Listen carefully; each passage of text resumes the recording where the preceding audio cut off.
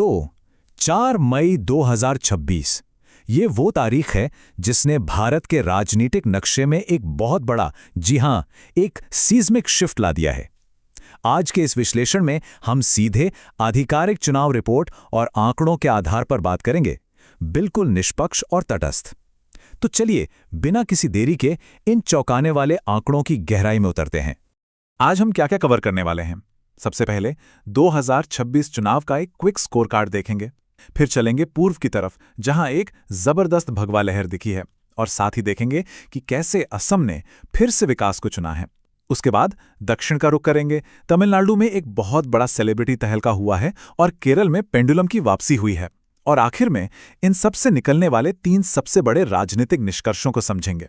चलिए शुरुआत करते हैं पहले भाग से, 2026 चुनाव का स्कोर कार्ड। आइए सीधे बुनियादी आंकड़ों पर नजर डालते हैं। ये आंकड़े अपने आप में पूरी कहानी बयां कर रहे हैं।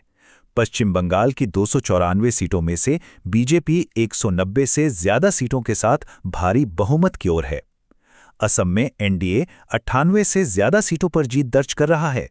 दक्षिण की बात करें तो तमिलनाडु की 234 सीटों में टीवीके, जी हां, 112 से ज्यादा सीटों के साथ सबसे बड़ी पार्टी बनकर उभरी है। केरल में यूडीएफ 102 से अधिक सीटों के साथ सत्ता में वापस आ रहा है, और पुडुचेरी की 30 सीटों में से एनडीए 20 से ज्यादा सीटें लेकर अपना नियंत्रण बनाए हुए है। अब आते हैं हमारे दूसरे भाग पर, पूर्व में भगवा लहर। फोकस करते हैं पश्चिम बंगाल पर, जिसे कई लोग इस दशक का सबसे बड़ा राजनीतिक उलटफेर मान रहे हैं।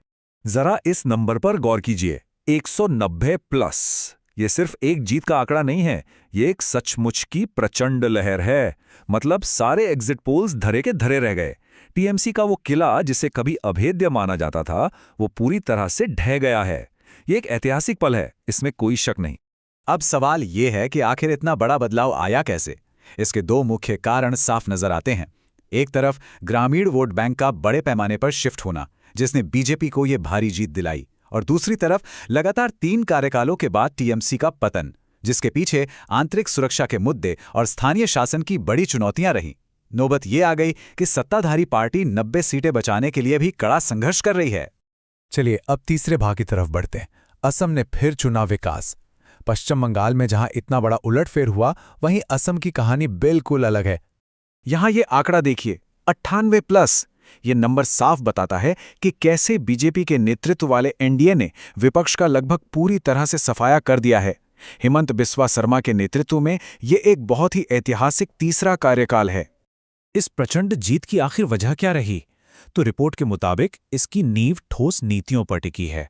बड़े बड़े इंफ्रास्ट्रक्चर प्रोजेक्ट्स को दी गई मंजूरी, जिसका जनता ने खुलकर समर्थन किया, और साथ ही एनआरसी और सीएए ढांचा का सफलतापूर्वक लागू होना। इन्हीं फैक्टर्स ने मौजूदा सरकार पर लोगों का भरोसा टूटने नहीं दिया। अब रुख करते हैं दक्षिण का, भाग 4, तमिलनाडु में सेलिब्रिटी का तहलका। यहां सदियों से चला आ रहा डीएमके और एआईएडीएमके का जो एक पारंपरिक दबदबा था ना, वो अब पूरी तरह से टूट चुका है। और ये रहा इस पूरे चुनाव का सबसे बड़ा धमाका, 112 प्लस सीटें। अभिनेता विजय की पार्टी टीवीके ने अपने पहले ही चुनाव में जायंट किलर की भूमिका निभाई है। पूर्ण बहुमत से ये बस जरा सा पीछे हैं, लेकिन ये अब राज्य की सबसे बड़ी राजनीतिक ताकत बन चुके हैं।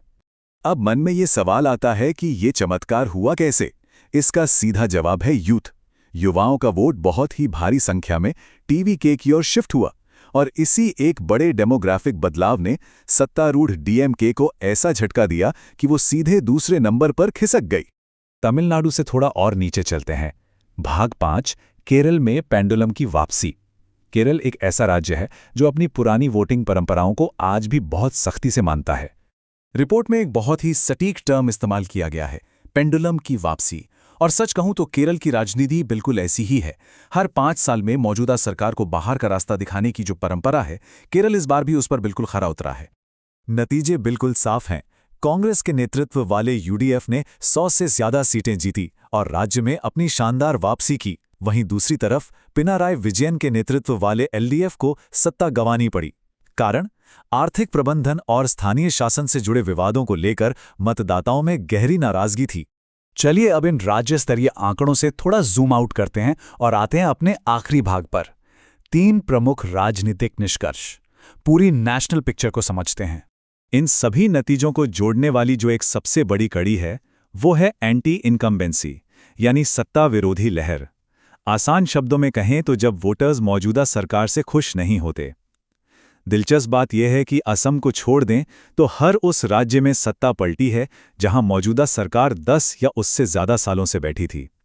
जनता अब साफ तौर पर जवाबदेही मांग रही है। रिपोर्ट का एक कोट काफी दिलचस्प है। इसमें लिखा है, स्टार पावर से पॉलिटिकल पावर तक का सफर दक्षिण भारत में आज भी बेहद जीवंत और असरदार है।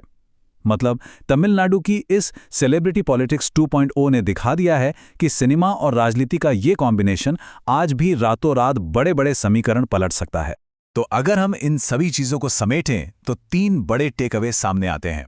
पहला, बीजेपी का जबरदस्त भौगोलिक विस्तार, जो अब पूर्वी भारत में एक बहुत ही डोमिनेंट फोर्स बन चुकी है। दूसरा, सेलिब्रिटी पॉलिटिक्स 2.0, टीवी ने साबित कर दिया है कि साउथ में स्टार पावर का जादू बरकरार है। और तीसरा, एंटी इनकम्बेंसी, जहां 10 साल से ज्यादा राज करने वाली सरकारों को भारी बदलाव का सामना करना पड़ा है।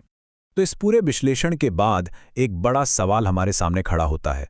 अब जब राजनीतिक नक्शा इतनी गहराई से बदल चुका है, तो ये जो नई क्षेत्रीय ताकतें उभर कर आई हैं, ये हमारे राष्ट्रीय भविष्य को कैसे आकार देंगी? जवाब तो आने वाला वक्त ही बताएगा, लेकिन एक बात तय है, भारतीय राजनीति का एक बिल्कुल नया अध्याय शुरू हो चुका है। हमारे साथ जुड़ने के लिए बहुत बहुत धन्यवाद।